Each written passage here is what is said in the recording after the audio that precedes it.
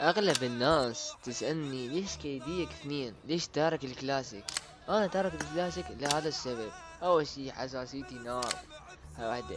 اثنين، الهيدات يا رب هيك طرب الهيدات. فانا اخاف اتفند، لان هذا حسابي صارف عليه هواي. بس ركز لي على هاي اللقطة وانطيني رأيك.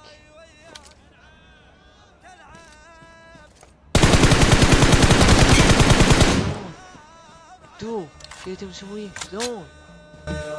من يدخل حب جناحه كل من خلى جاب الداع على النجمه